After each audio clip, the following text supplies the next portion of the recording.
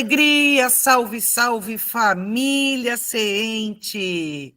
Tudo bem com vocês? A gente aqui está ótimo, principalmente porque nós temos uma pessoa muito querida e especial aqui com a gente, que vai nos ensinar, que vem trazer seu axé, contar sua história no caminho da espiritualidade. É o nosso querido Christian Valério. Ele tem um terreiro de Umbanda em Manchester, na Inglaterra. Olha que honra que a gente está trazendo o Christian aqui. Olá, Christian, tudo bem com você? Olá, Andréia, tudo bem, graças a Deus. Um axé com muita alegria, com muita paz para vocês. Muito bom, nós estamos muito felizes, Christian, de ter você aqui com a gente. Eu tenho certeza que a família Seente vai conhecer muita coisa, porque uma coisa é a gente ter um terreiro no Brasil e a outra é a gente ter um terreiro fora do Brasil, e você vai falar muito sobre isso. Olá, William. Salve com muita alegria, família Seente, gratidão por estarem conosco em mais um vídeo do nosso canal conversando sobre a espiritualidade no podcast No Caminho da Espiritualidade.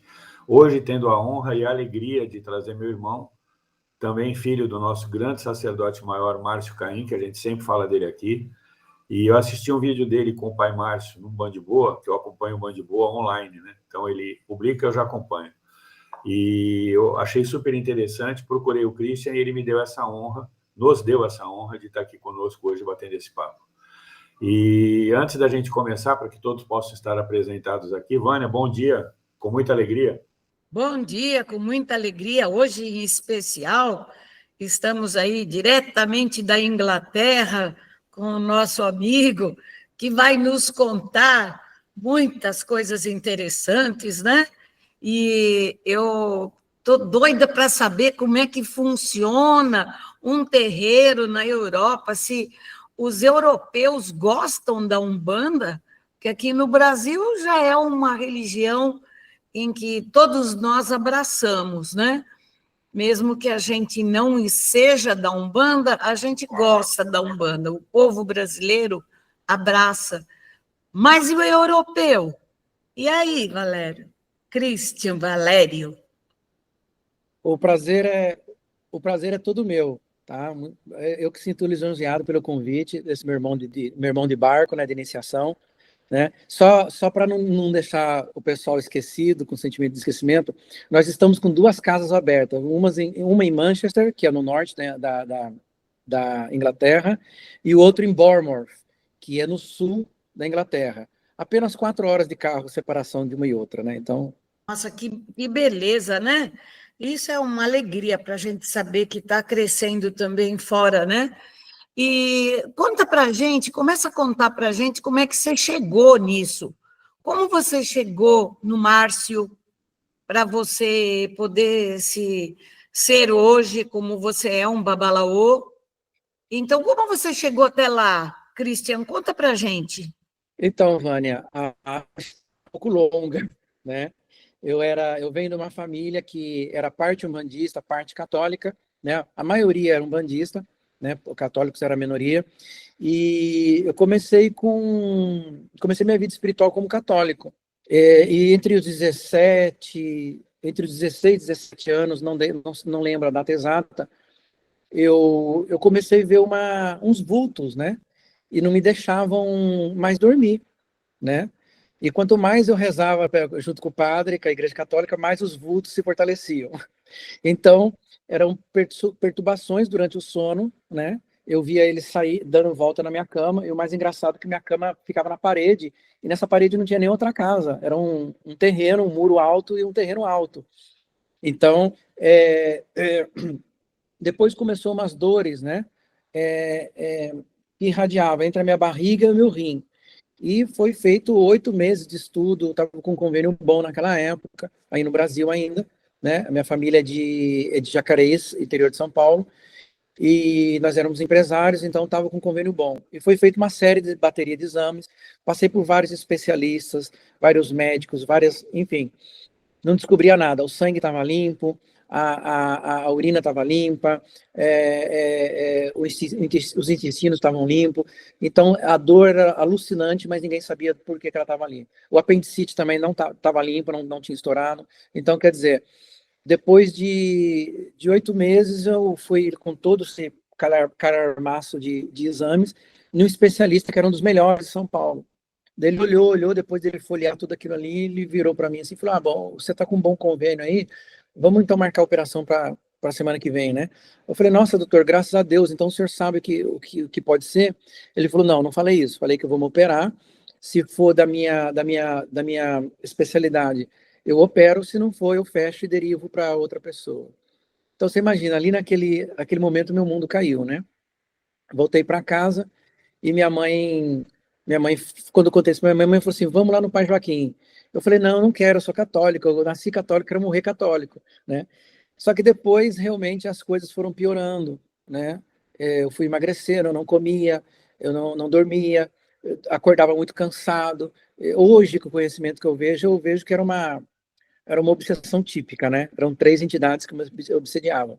E daí eu fui no terreiro do Pai Joaquim, decidi ir no terreiro do Pai Joaquim de Angola, e foi feito um trabalho de cura, né? Que a gente chamava, pelo menos ali na Mãe Criseida, a gente chamava a roda de preto velho. E ali eu fui curado, ali a dor parou. Ali a dor parou e o Pai João desceu. O Pai João da Cruz, meu guia de frente, que me acompanha, ele desceu. Ele deu o nome dele, pediu uma pemba, riscou o ponto, acendeu uma vela com um copo de água e falou assim: fala para o filho que ele pode continuar sendo católico, só que a gente respeita a religião dele, só que o trabalho dele comigo começou agora. E depois eu comecei a desenvolver na Umbanda, meio católico, meio umbandista, e com o tempo eu fui deixando o catolicismo porque não dava respostas, né? As respostas que a doutrina, eu respeito muito a religião católica, sempre que eu posso ajudo meus irmãos católicos, ajudo os projetos da Igreja Católica, merece o nosso maior respeito. Só que a doutrina espiritual dela não dá muitas respostas para a gente, né? Porque uma criança já nasce cega, ou sem um braço, sem uma perna, né? E eu fui encontrando, eu só dei um exemplo, mas eu fui encontrando mais respostas para minhas dúvidas aí no terreiro do Pai Joaquim. E nada, ali eu fiquei 7 anos, né? Sem faltar nenhuma gira, e desenvolvi bem. Depois veio o Caboclo, demorou um pouco para vir. Depois veio e o seu Pinga-Fogo e outras entidades, Marinheiro Martim também. E de esquerda veio o seu Pinga-Fogo. Em 7 anos, o seu Pinga-Fogo veio 4 vezes só, que eu me lembro, né? E depois nunca mais se manifestou. Depois eu saí para a Europa, saí para os Estados Unidos, não deu certo. E depois vim para a Europa e acabei que peguei um bom caminho e me estabilizei na Espanha, né? E daí a gente começou atender assim só na sala de casa, né? Assim, muito, muito timidamente, só convidando uma reunião familiar, né? Pessoas mais próximas, ainda não era nada público. Cristiano, como é que você fez? Você disse que você passou primeiro pelos Estados Unidos, ficou um tempo lá, e aí você abandonou o terreiro, porque você estava no Brasil. O terreiro do Pai Joaquim era no Brasil, não é? Aí, depois que você saiu, o que você fez? Você continuou tendo contato? Como foi para você começar a andar pelos Estados Unidos, Espanha, Inglaterra, etc.? Como foi essas suas passagens? A tua mediunidade complicou de novo por você não estar usando? Você usou? Como ficou? Conta isso para a gente. Pois não. Então, quando eu recebo uma proposta para ir para os Estados Unidos, eu comento com o Pai Joaquim e peço uma licença para me ausentar, né? E ele entendeu, ele já sabia já que o meu caminho era fora do Brasil, né? Inclusive, ele chega a falar isso para minha mãe, né? O filho vai ter uma caminhada e voz vai acompanhar ele. Minha mãe nem pensava sair do Brasil, né? Bom, nos Estados Unidos, então, praticamente foi só atendia, dava passe, mas muito pouco, muito esporadicamente, e eu fiquei apenas um ano e 2 meses lá nos Estados Unidos. Nasceu meu sobrinho, eu voltei com a intenção de retomar, voltei a frequentar o terreiro do Pai Joaquim, tudo, mas depois recebi uma proposta muito mais importante para a Espanha. E daí, em abril de 2001, eu faço minha saída definitiva do Brasil, com as bênçãos outra vez do Pai Joaquim. E uma vez na Espanha, daí aquilo que eu falei, a gente começa a abrir alguns trabalhos assim em casa, a cada 2 semanas, ou a cada 3 semanas, assim, esporadicamente, para atender apenas brasileiro, não era divulgado, não era nada, tá? Eu ia perguntar justamente isso, Christian. Você atendia os americanos ou você atendia apenas brasileiros? Então, uma coisa leva a outra, né? O boca a boca é muito rápido, às vezes funciona, naquela época funcionava melhor do que a internet hoje, e até hoje eu acho que às vezes funciona melhor do que o Instagram e tudo mais. É, o Pai João da Cruz atendeu, ele já fez aquele trabalho de cura, que o Pai Joaquim me curou, ele fez aquele trabalho de cura com 2 crianças, e pelo que me contaram, né, eu tenho um certo grau de inconsciência bastante alto, uma das crianças tinha síndrome de Down, leucemia muito forte, já desconsiderado, desenganado pelos médicos, tanto é que ele estava há 6 meses se alimentando apenas por sonda, que já não entrava alimento, né? E quando o Pai João, e conta a minha mãe, né, a cambona que estava lá, que quando o Pai João termina o trabalho, ele sai da roda, tira ele tudo, e daí pergunta para ele como que ele estava, a criança olha para o olho da mãe assim, e fala assim, mamãe, tenho hambre, tenho fome. Ali a mãe desaba a chorar, o pai desaba a chorar, abraça ele, porque fazia meses, 6 meses que a criança não pedia nada de comer. Inclusive não tínhamos, né, nada preparado, tinha uns bolinhos fritos, falei, não vamos dar fritura para ele, que, né, pode complicar o quadro clínico dele. Tava a 20 minutos de carro da casa, falei, pega ele agora, leva para casa, dá uma sopinha, uma coisa bem fraca, e se ele, caso ele passar mal, daí o hospital tá ali do lado, né? Então, até para terminar de atender ele, a gente teve muito cuidado pelo estado de saúde dele. Nunca mais teve, a leucemia remitiu, a partir daquela semana, os médicos não entenderam, inclusive até um dos médicos que cuidava do caso dele entrou em contato comigo para saber o que a gente tinha feito com ele. Né? Sim, e o mais detalhe, essa era uma criança de uma família espanhola. O médico me procurou para saber o que a gente tinha feito com ele, porque ele não encontrava traços da leucemia, tanto no sangue como na medula espinhal dele. Ela estava se regenerando e sem eles terem mudado um tratamento que não estava funcionando há mais de anos. Né? Então, quer dizer, essa criança foi salva. E é uma família espanhola, né? Então, quer dizer, uma brasileira que estava no hospital, que tinha sido atendido também pelo mesmo caso, uma criança de leucemia, conversou com uma família espanhola, falou, olha, estou vendo que vocês estão muito desesperados, vocês acreditam em Deus? Acreditamos. Então, talvez tenha um lugar que possa... Eu tenho uma curiosidade com ele, e ele vai me esclarecer. Se as pessoas são, por exemplo, essa família espanhola, ela entende português? Os espíritos, quando vêm falar, falam em português? Você fala em português? Quando o espírito toma conta, você permite falar na língua deles? Do inglês, americano, o inglês aí da Inglaterra, ou Espanha. Como fica? Você fala na língua do lugar que você está? É uma dúvida que muita gente me faz, uma pergunta que muita gente me faz. Não, eu continuo, os espíritas, né, são dos nossos ancestrais do Brasil, então eles falam português, né? O seu pinga-fogo demonstrou um certo conhecimento da língua inglesa, mas ele não chegou, ainda que eu saiba, a não sei que ele não chegou a falar, porque é muito mecânico, Vânia, realmente eu tenho um estado de inconsciência muito forte, né? Então realmente eu não consigo interferir, não consigo nem ajudar na consulta, né? Eu falar assim, pai, fala essa palavra, ou pai, fala outra palavra. Não consigo fazer isso, não tenho essa capacidade. Já tentei e acaba bloqueando a comunicação e não vai para frente. Então, nós temos um cambonos, que são tradutores, né? Então, aqui em Manchester, em Bournemouth, a gente tem cambonas que falam perfeitamente inglês, já são pessoas que moram aqui 10, 17 anos aqui, então falam inglês fluente, então eles ficam do lado da entidade quando eu estou incorporado. Eu só queria fazer um comentário. O médico perguntou para você, que existe quando ele tico? E aí você respondeu para ele, simples, macumba. Deve ter sido engraçado isso.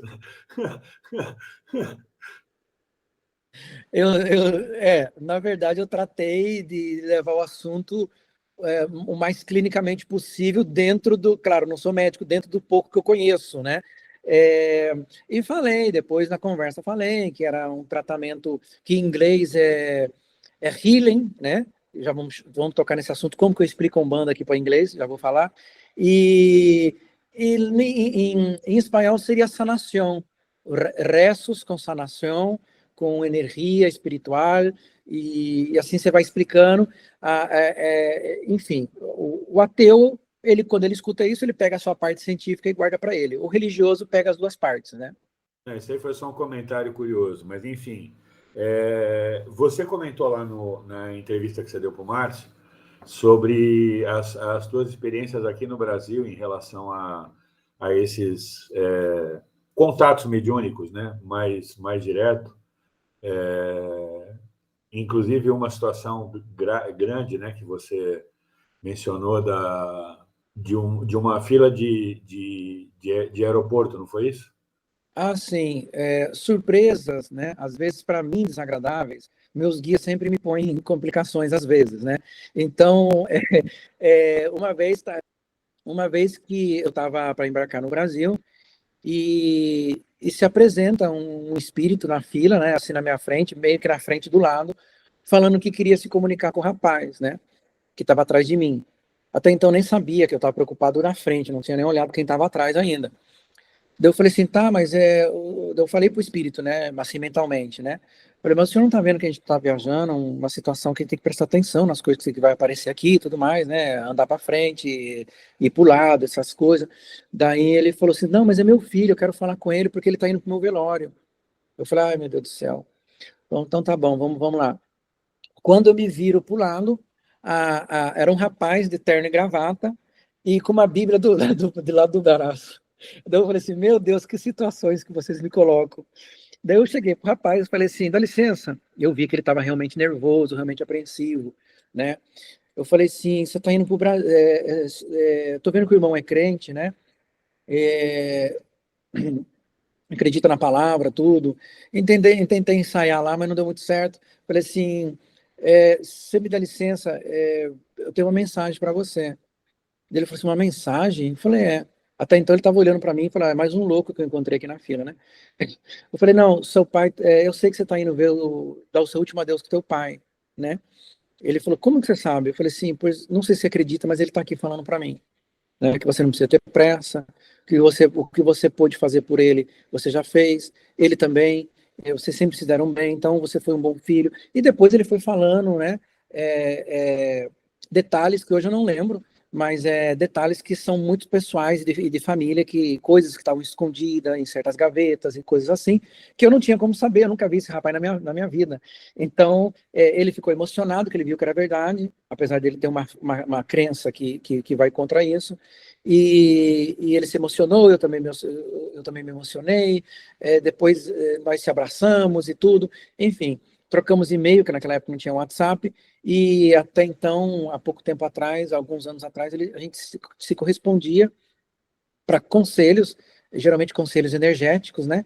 Mas não de doutrina, mas esse é um dos apuros que eles me põem, né? Eu achei essa história bem interessante, por isso que eu falei, deixa eu mencionar aqui, para que a gente possa trazer, né? Vocês vejam, quem está nos assistindo, que a mediunidade é um negócio que ela realmente extrapola, né, o nosso conhecimento direto, né, e a forma como a gente, às vezes, gostaria de fazer. Né? Todos nós aqui, de uma forma ou outra, já tivemos alguma experiência colocado nessa circunstância que é complicada, mas tem o seu motivo. E outra coisa que o Márcio fala sempre, que a gente repete sempre aqui, irmão, nós conhecemos muito pouco da espiritualidade de verdade, né? Então, muitas coisas que nos são trazidas, como essa situação. O senhor havia acabado de desencarnar e ele foi dar uma mensagem para o filho, naquela circunstância que ele estava, né, a caminho do velório dele. Então, você veja como é que são as coisas. Muitas vezes, pelas literaturas que a gente tem, pelos conhecimentos que adquirimos, a gente acha que essas coisas são diferentes. Tem situações que sim, tem situações que não. Cada um tem uma condição diferenciada. O Márcio fala sempre isso, eu gostaria de colocar novamente isso aqui.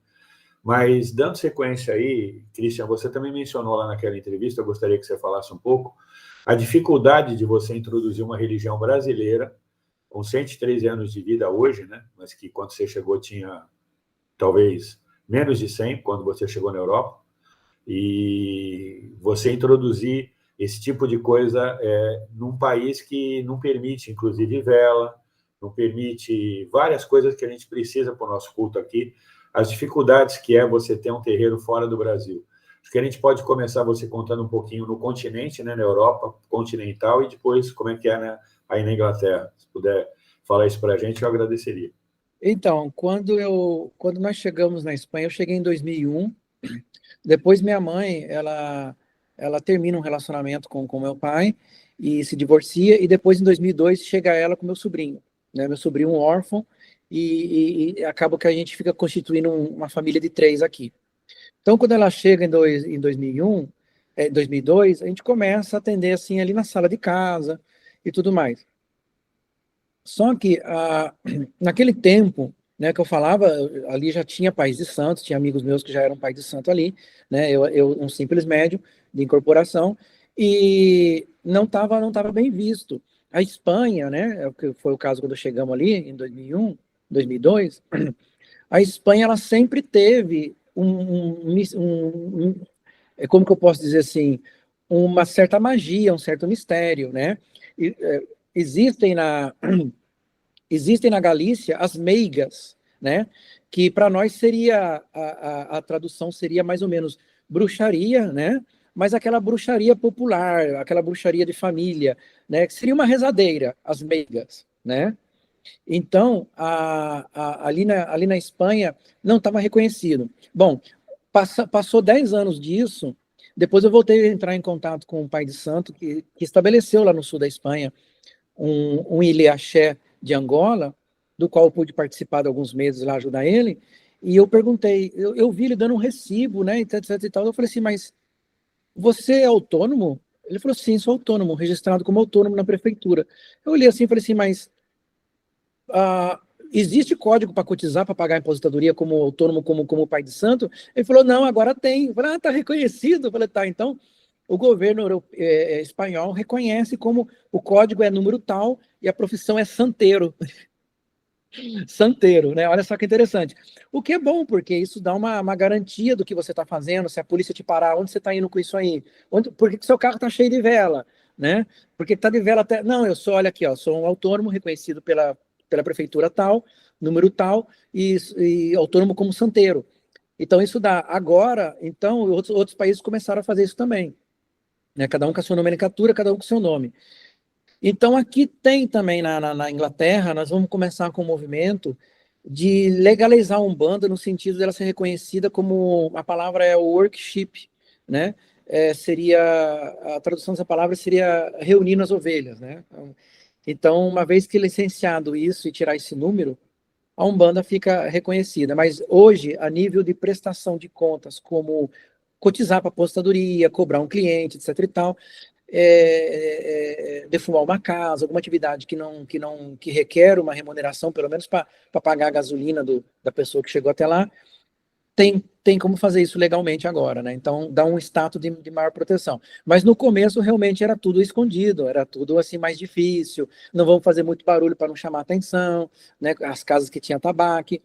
Hoje está mais controlado, o que nos dá uma certa proteção também, legal. Bacana. E um desafio que você mencionou, que também acho que é bem interessante para as pessoas ouvirem aqui.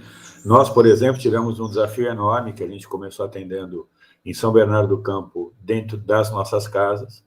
Depois, a Vânia mudou aqui para Peruíbe, né, que ela já morava aqui, ela voltou para cá. E eu e a Andréa, alugamos um espaço lá e a gente atendia nesse espaço. Mas era um espaço, ainda era uma casa, ainda era restrito. Aí viemos para cá, mudamos para cá e começamos a atender no fundo da casa da Vânia e no fundo aqui da nossa casa, né? E aí, no ano passado, regularizamos, né, o terreiro com o CNPJ, bonitinho, alugamos um espaço, estamos terminando a reforma dele e nós vamos abrir a porta para a rua. Dessa feita agora, vai ser um centro aberto, com placa, bonitinho, tal, mostrando, até porque a gente tem toda a documentação para poder fazer isso. Mas você mencionou na entrevista com o Márcio que um aluguel aí na Inglaterra, ele é muito caro, né? Coisa de 1.800 libras por mês que você mencionou. e que você acaba tendo que fazer trabalhos em igrejas e alugando espaço por hora. Acho que era interessante você mencionar isso também. Então, graças a essa assistência jurídica que o governo nos dá, hoje o TUPO é legalizado. A tenda de Umbanda Pai Oxalá, de UK, é legalizado, inclusive o nosso logo tem direitos autorais e tudo mais, né? Então, realmente, vale a pena fazer o trabalho bem feito, porque a Umbanda merece o melhor da gente, né? E sobre a questão do... Então, sobre os valores do aluguel, realmente é muito complicado, né? Uma sala, para a gente ter uma sala, um hall, né? Uma sala comercial, né? Que a gente possa montar um altar, que tenha banheiro, que tenha uma estrutura que dê para atender o pessoal, água corrente, luz e tudo mais. Então, uma sala comercial, nós estamos falando assim, poucos metros quadrados, e não sai menos que 1.500, tá? Só que daí o que acontece? Nós somos poucos, né? O Tupo agora está com 8 filhos em Bournemouth e 6 filhos aqui em Manchester, né? Tem gente pedindo para entrar, mas ainda está em processo. Com essas pessoas não podemos, né, bancar um aluguel, né, dessa envergadura. Teria que pedir uma mensalidade muito cara para os outros e acho que não é a questão, né? Então, o que nós fazemos? Como aqui tudo é caro nesse sentido, de metro quadrado, não é somos nós, não. No lugar que a gente está também, a igreja anglicana também aluga durante o domingo 4 horinhas ali, 3 horinhas ali. E nós alugamos durante toda a terça-feira 2 horas, 2 horas e meia, e no mesmo espaço. Então, praticamente, o espaço ali funciona 10, 12 coisas, né? Não no mesmo tempo, cada um no seu horário, no seu dia, né? Então, o mesmo lugar que a gente faz oração, tem lugar que é o mesmo lugar que faz balé, dança típica, enfim, aniversário. Então, por isso, por ser tão caro, a gente tem que se virar assim no aluguel. Então, praticamente, o nosso lugar móvel, né? Monta e desmonta, risca os pontos, apaga, etc e tal, até um dia que isso aqui evoluir, a gente possa pegar um local dedicado 24 horas para a gente, daí a gente faz a modificação no local para atender a Umbanda, né? Pois é, então, a gente aprende, né? E você com certeza aprendeu também junto com o William, que nós temos que fazer assentamento, que nós temos que ter uma estrutura espiritual para suportar um trabalho de Umbanda, né? E como é que fica se você está usando um salão que são diversas coisas? Como fica? O que os espíritos falaram para você? Porque se a gente aqui vai ter tanto trabalho em fazer toda essa parte a parte sólida mesmo do trabalho espiritual, como fica o seu trabalho? Assim, tão volátil, cada hora, num lugar, num espaço, como fica isso espiritualmente? Então, quando eu perguntei isso para os guias como que seria, né, às vezes eles não explicam muita coisa, eles só falam assim, nós vamos te dar o caminho, nós vamos providenciar, né, mas não explicam. Mas eu posso falar com o que aconteceu, já estamos no estágio avançado, o tubo está funcionando, né, muito bem, graças ao Xalá e aos guias. Então foi assim, o meu quarto de santo, ele está lá na minha casa, né, por graça dos guias, eu aluguei uma casa que sobrou um quarto, né, e não é um quarto nem pequeno nem grande.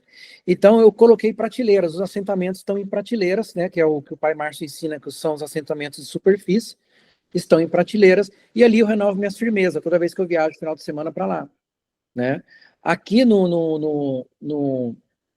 aqui os pontos firmados no chão estão feitos em umas tábuas de né, mármore escuro, e o Pai João da Cruz riscou os pontos, né, a gente pôs uma capa de verniz, né, com a permissão dele, e aí ali a gente renova, acende as velas ali, mas para trazer o axé lá do quarto do santo para a sala alugada, entendeu?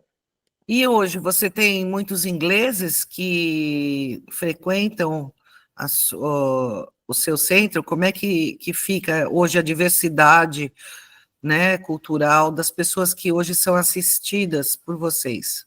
Então, contando com os 2 tupos, nós temos um italiano, 2 ingleses e um português que acabou de entrar como filho da casa, né? Vai nos ajudar como cambono. Sobre a questão dos ingleses, dos locais, geralmente são pessoas que são casados com uma filha de fé e o marido está com a mãe que está doente, então traz a mãe para tomar um passe, né? O seu pinga-fogo atendeu, ela ficou bem melhor, etc e tal, então acaba, daí vai passando a palavra, etc e tal, para outro, o boca a boca, e sempre vai trazendo, vou levar uma amiga, tem gente que me escreve, posso levar uma amiga, né? Aqui, pelo local ser pequeno, eu tenho que agendar para ir na gira. Só por questão de controle mesmo, não é que vai ser negada a entrada, mas é por questão de controle que tem um número certo. E aqui, como salão que a gente aluga, a gente pegou um salão grande, então a gente não tem esse controle, não precisa. Né? Pode encher o salão que não vai ter problema. Então a gente faz isso. No boca a boca, um inglês vai trazendo o outro e aos poucos a casa vai se enchendo. Pois é, e eles são muitos presbiterianos, anglicanos, né? Vocês sofrem preconceito? Se vocês, por exemplo, estão na rua e vocês estão usando guias dentro da camisa, dentro da roupa, e que aparece um pouco a guia, e se você tem que preencher alguma ficha em algum lugar perguntando qual a sua religião, aí você coloca umbanda, umbandista, ou uma coisa assim, ou o nome que se dá aí na Inglaterra, não sei. Você sofre preconceito com isso? Então, aqui não. Aqui a mentalidade aqui é bem aberta em relação a isso. Existe, claro, às vezes existe, você acaba topando numa recepção, alguém que não dormiu direito, alguém de mau humor, e acaba implicando, às vezes, até com a tua maneira de falar, né? Enfim. E se alguma coisa assim está destacando um pouco, ele acaba pegando com isso aí. Mas geralmente eles são muito discretos, eles nunca, jamais vão perguntar o que é isso aqui, o porquê que você está usando isso aí. Como muitos eles falam, que bonito, como brilha bem, né? Não sei o que é interessante, né? Mas não entra nesse assunto. Na questão de contratação, quando você vai fazer uma entrevista, alguns lugares perguntam, outros não, mas eu já vi que a maioria não pergunta, alguns só que perguntam se você que religião que é, porque no sentido de que eles programarem, porque tem uma lei aqui que quando você aumenta muito grande, contrata muito grande o número de uma mesma religião, você tem que preparar uma capela ecumênica, né? Isso começou no caso dos nossos irmãos muçulmanos que tem que parar para fazer oração, né? Então, nesse caso, a fábrica tem que preparar uma sala especializada com carpete para eles poderem, né, bater a cabeça. E também, a partir daí, essa sala fica aberta para evangélico, para todo mundo. Então, não percebi aqui não nenhum problema de discriminação, eles não perguntam não. Inclusive aqui na Europa é muito de boa, você pode ir com o cabelo pintado de amarelo, ouro, que ninguém vai te perguntar o porquê que você está assim, entendeu? Então... Eu queria saber, assim, no geral, como é o posicionamento da maioria dos ingleses, se existe curiosidade, ou muitas perguntas, ou se existe facilidade ou dificuldade de entender sobre o processo de reencarnação. Então, vamos lembrar que a colonização na Índia foi muito forte, muito presente. E a raiz disso que aqui tem muitos indianos, né, que receberam, tanto por mérito como por descendência cruzada, a cidadania inglesa, né? Então eles vêm para cá. Então esse contato nós temos, por causa disso, muitos ingleses que acreditam na reencarnação. Por outro lado também, ingleses que não tiveram esse contato com os colonizados, com os ex-colonizados, o inglês viaja muito, ele é muito curioso, né, no bom sentido da palavra. Então eles acabam tendo experiência. Lembro agora, falando nisso, que o próprio rei Charles, né, que está reinando agora, quando ele era príncipe de Gales, a mãe dele ainda era viva, ele teve uma experiência muito bonita no deserto de Marrocos, no deserto da Namíbia, na África, e ele voltou de lá e escreveu um livro, que o nome do livro chama Energias, né? Então ele teve uma revelação espiritual lá e ele escreveu esse livro, o livro existe até hoje para a gente comprar. Então o inglês nessas viagens que eles fazem, eles têm contato com outra cultura e acham muito interessante a reencarnação e tudo mais. Rapaz, cada coisa interessante. Bom, primeiro, né, você viver num lugar tão antigo, né, que a Europa, né, digamos assim, é o berço, né, da civilização ocidental, né, principalmente por conta da sua antiguidade. Eu tive a oportunidade de passear pela Europa por 20 dias em 1994. né? Já se vão aí 40 anos, já, aliás, 30 anos já, né? E é bem diferente, né? É bem diferente, porque aqui no Brasil, você bem sabe, mesmo hoje, 113 anos de uma religião brasileira, a gente ainda sofre preconceito por aqui, né? Então, não é uma coisa muito tranquila de se fazer, nem nada que o valha. Mas uma coisa que eu queria perguntar para você também, Christian, com relação à dificuldade que é você ter os elementos para que você possa fazer o trabalho, né? Porque a Vânia perguntou essa questão do assentamento. Quer dizer, você fez o teu assentamento e você carrega essa energia do assentamento com você para os lugares onde você pode ir. Ou seja, a espiritualidade sempre dá um jeito de resolver o problema quando a gente não tem condições físicas de fazê-lo, né? Entretanto, não é fácil para você conseguir ervas, não é fácil para você conseguir velas, né? Aliás, tem lugares que você nem vela pode firmar, né? Então, como é que funciona isso? Porque tem todas as questões legais, né? A questão de ter muitas casas de madeira, enfim. Acho que era legal o pessoal também ter um pouquinho de conhecimento nessa linha. Então, sobre a referência, sobre os assentamentos, o que eu tenho percebido com essa dificuldade, nada é por acaso, até dificuldade é para ensinar a gente a algo. Eu estou aprendendo, agora estou aprendendo e estou conseguindo ver e manipular o que o Pai Márcio fala no curso de ativar as energias, né? Você pegar um produto de um orixá, colocar aqui, riscar um ponto e tudo. Se você não souber ativar isso aí, né? Porque se fosse fácil assim, a gente ia vender kits, né? De assentamento, todo mundo ia comprar, pôr na sua casa, já estava sentado. E não é assim, né? Então eu estou percebendo que às vezes não é o local, é você ativar as energias na hora, às vezes com o verbo, com a palavra, levando toda a mente de todo mundo ali, trazendo o pessoal para isso que você está pensando, né? Então, se que nem a festa de Xangô, trazendo o pessoal, falando dos atributos de Xangô, né? E aí você consegue ativar a energia. E daí, quando você ativa essa energia, eu percebo energeticamente que faz a ponte entre o quarto de santo e aqui, entendeu? Só que isso me levou, agora que eu estou começando a perceber isso, né? Isso me levou a passar por essa dificuldade toda para chegar nesse ponto. Agora, sobre a questão das velas, das raízes, realmente é muito complicado, porque nós não temos velas que nem vocês têm aí no Brasil. Para encontrar uma vela palito aqui é muito complicado. Existe uma parecida, uma similar, mas não é igual. A qualidade também deixa muito a desejar. Vela colorida, então, para Exu é quase impossível. E quando encontra, dá até susto, porque elas se retorcem tudo. Parece até que Exu tá dando um recado que tinha uma vela de um filho de fé que mandou a foto. Pai do céu, o que é isso aqui? Olha, eu tô com uma... Quando eu olhei, eu falei, não. É sorte que eu tinha mandado a vela para ele, já conhecia. A vela que você está usando, ela tem uma coloração, ela é colorida com uma tinta a óleo. Então, ficou tudo retorcido. Mas engraçado que o retorcido é fazendo heavy metal, né? Então, eu falei, não, calma, não é demanda, sua vida está bem, para ficar tranquilo. Agora, a erva, meu irmão, a erva aqui é uma negação. Aqui me faz muita falta, muita falta. Vocês aí no Brasil, vocês são privilegiados. Vocês são privilegiados, porque o que tem de axé aí, pelas ervas, é brincadeira. Aqui tem muito pouca erva, medicinal, então, tem muito pouca. Que nem erva de Exu, encontrei uma, né, mas eu queria fazer uma cama de Exu, que eu já aprendi a fazer, com outro sacerdote que eu acompanhei uma época da minha vida. E, claro, aí a gente faz com a folha da mamona. Aqui não tem folha da mamona. Aqui tem uma, mas ela espinha muito. Então, né, vai ficar uma cama da tortura. Então é muito complicado, aqui é muito complicado, a gente faz com o que pode, o que nós podemos aqui?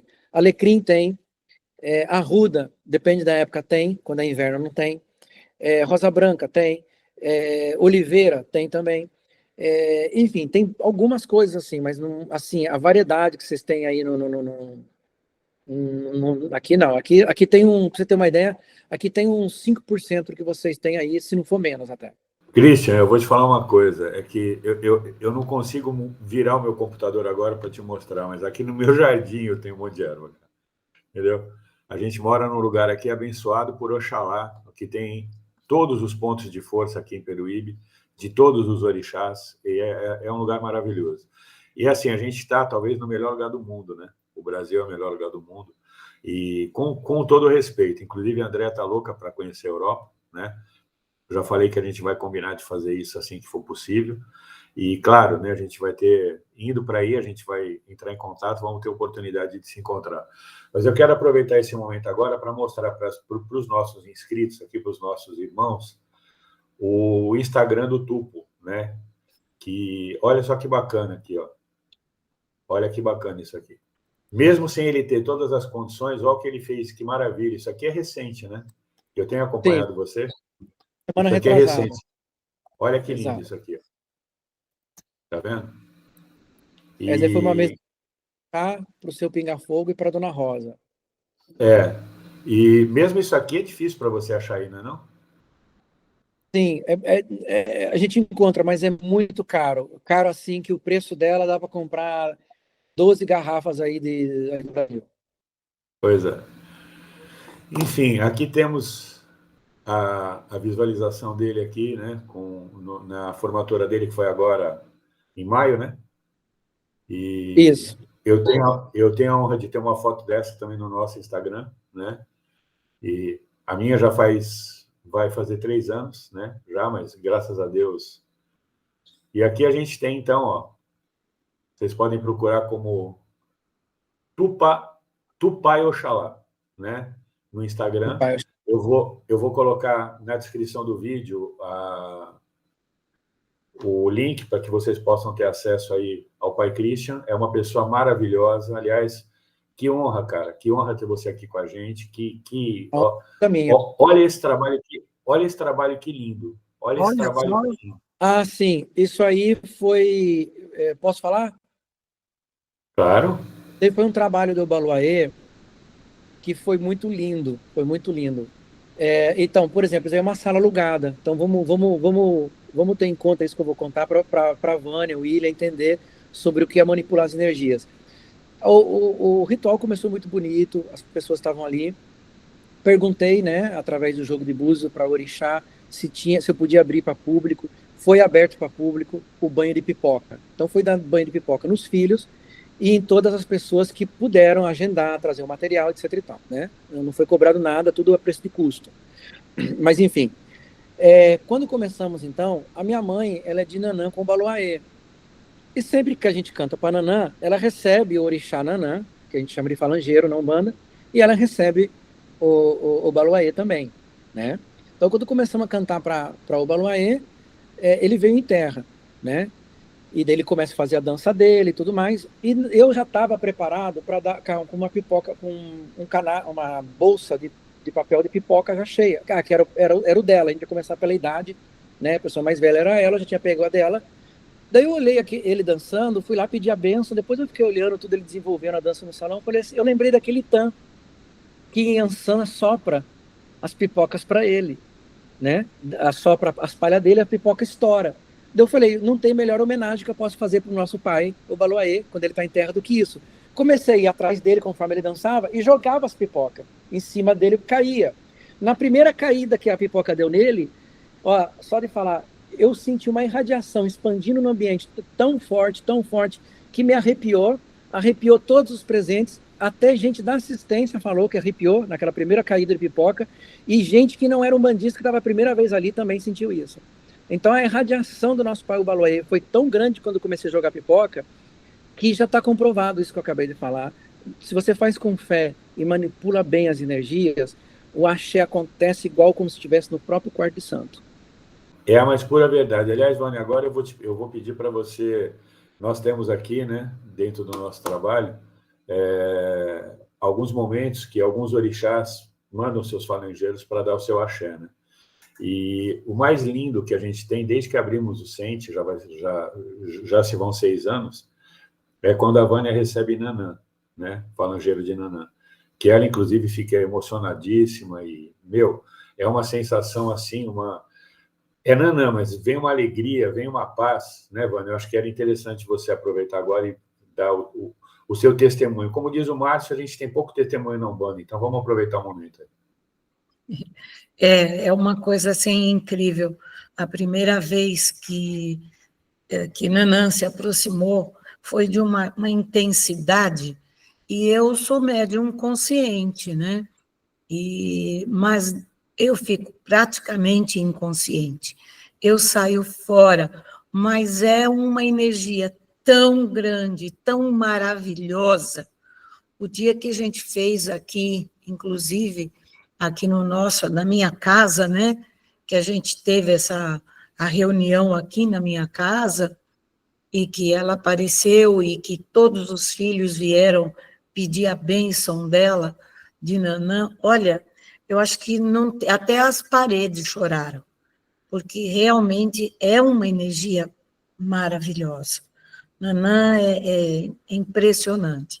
A gente recebe também o Pai Joaquim, né? Pai Joaquim de Angola, mas a energia, tem a avó Mariquinha, que é uma preta velha maravilhosa, que é um doce, uma criatura que também tem uma energia poderosa, mas Nanã, realmente, olha, se vocês fizeram isso, é uma ideia também para a gente fazer, quando agora nós iniciarmos realmente a nossa casa, a gente fazer esse tipo de colocação. Colocar quando o Nanã vem, dar um banho nela, dessas pétalas de rosa, de coisas assim muito maravilhosas, para que também todos possam receber, porque é grandioso. Para mim, o meu depoimento dela é uma coisa, não tem como explicar. E a Vânia tem uma coisa interessante, Christian, que apesar dela ser filha de Ançã de Frente, né, ela tem uma conexão com Nanã e com Iemanjá que é maravilhosa. Também já aconteceu disso ocorrer com Iemanjá. A Andréa, por exemplo, filha de Xangô de Frente, né, com Iemanjá de Juntó, ela tem também o mesmo tipo de radiação com Oxum. É impressionante isso, né? Então, graças a Deus, a gente tem esses testemunhos que são muito, muito relevantes e que é bastante interessante para a gente poder colocar. E eu, vendo aqui o teu Instagram, eu vejo que tem, inclusive... Bom, eu convido a todos para acessarem, para poderem ver. E é muito interessante mesmo, né, essa questão de como é que você consegue cultuar a nossa sagrada religião de Umbanda em lugares... esse aqui eu tenho que mostrar também, desculpa, mas... Eu vou mostrar esse aqui também, que é outro lindo aqui. Olha só que coisa linda, gente. Dá uma olhada nisso. Ah, tá. Essa daí foi nossa primeira festa cigana. Eu não tinha meu cigano, né? Eu não tinha manifestado cigano, ele veio manifestar há poucos anos. Eu fui visitar o Tueg, um abraço para o pai Marcos de Ogum, lá do Tueg de Londres. Temos que divulgar nossas umbandas em outras cidades também, que aqui tem umbanda boa. O Tueg, ele tem, parece que 80 filhos na corrente, não sei se 80 ou 180, agora não lembro, que a gente conversa tanto, a gente fala tanto números. E eu não tinha meu cigano. E toda vez que eu marcava para visitar uma gira de um pai de santo de confiança minha, era uma gira de uma linha que eu não trabalhava. Eu falei, ai meu Deus do céu. Cheguei lá, era cigano.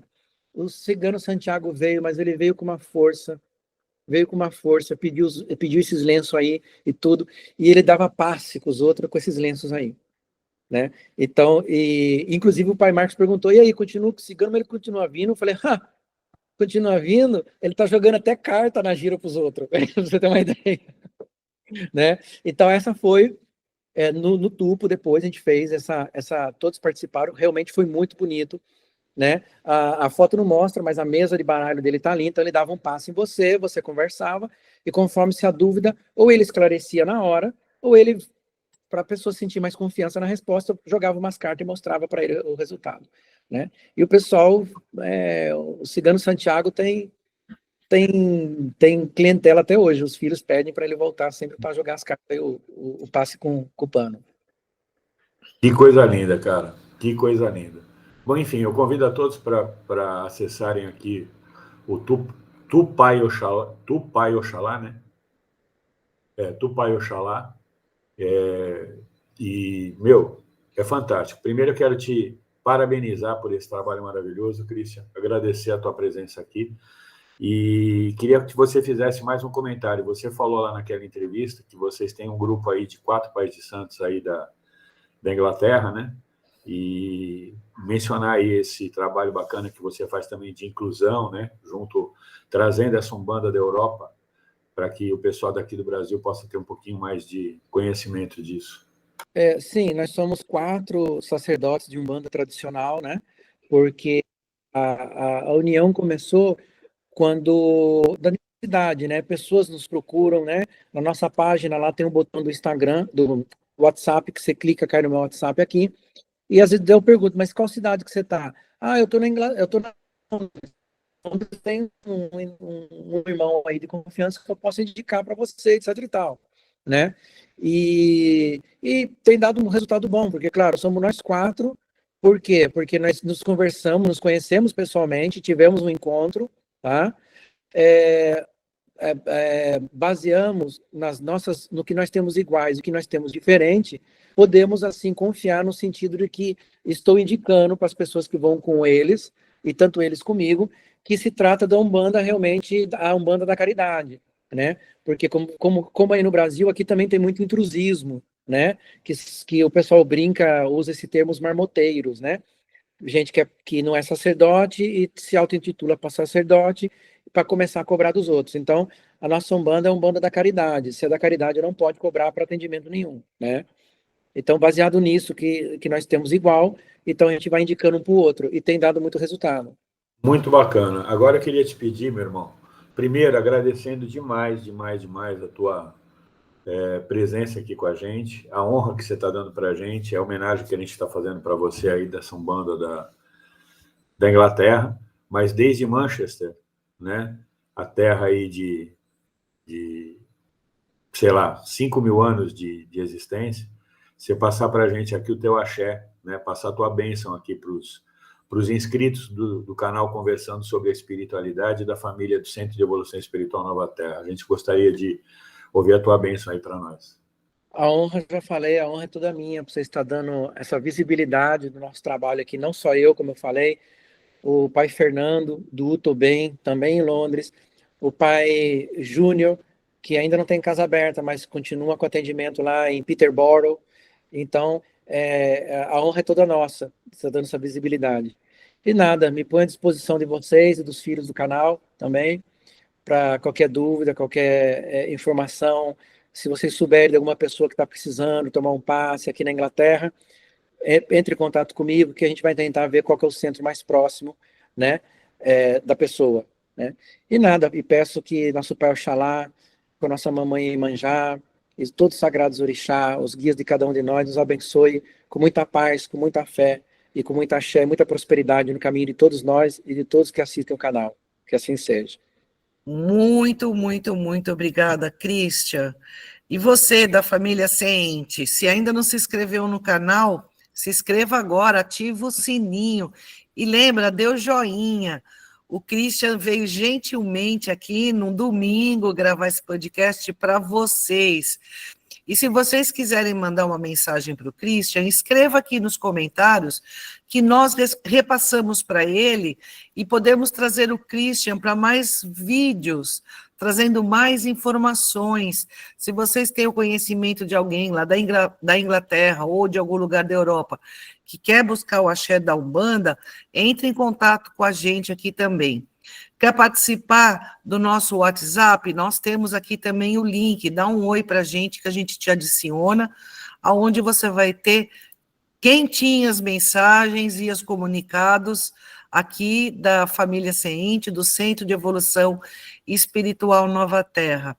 Christian, quero agradecer novamente a sua disponibilidade, o seu coração aberto para trazer a sua história, um pouco da sua caminhada. Eu sei que é um pouco, porque a caminhada deve ter sido bem longa, e deixar aberto aqui para você voltar quando você quiser. Nós estamos abertos aqui, quando você tiver alguma novidade da sua casa, do seu trabalho, venha se comunicar com a gente, com a família Seente. E eu quero deixar um beijo no coração de todo mundo e agradecer pela presença até o final desse vídeo, lembrando de dar o joinha, que é muito importante para a divulgação da espiritualidade no geral, e participe, dando seu joinha, é muito importante. Um beijo no coração de todo mundo e axé. Eu queria também convidar você, Christian, quando estiver passando férias no Brasil a próxima vez, que você recentemente voltou, né, em função aí da tua formatura, para vir visitar a gente aqui no litoral sul, né, do estado de São Paulo, e na cidade de Peruíbe, vir visitar nossa casa. Vai ser uma honra enorme ter você com a gente aqui. E dizer para todo mundo, né, que muito em breve a gente vai estar na rua Silvio Pinto Soares, 917, o bairro Samburá, aqui em Peruíbe. Trabalhos de evangelho espírita cristão às 11 horas da manhã e giras de umbanda às 7h30 da noite, tá? Então, a gente vai ter uma honra também de receber você, que vai nos prestigiar com a sua visita. E, Christian, só gratidão, meu irmão, só gratidão. Não tenho palavras para dizer o quanto eu estou feliz de ter você aqui com a gente, tá? Um beijo no coração de todos. A honra vai ser toda minha de poder visitá-los e eu que agradeço o convite. Eu agradeço também a tua presença, foi muito, muito interessante, foi ótimo ter você com a gente. Traga sempre novidades, volte, nós estamos te esperando, tá bom? Um abraço, um axé para você bem grande. Axé, até a próxima. Axé. Até. Axé. Axé.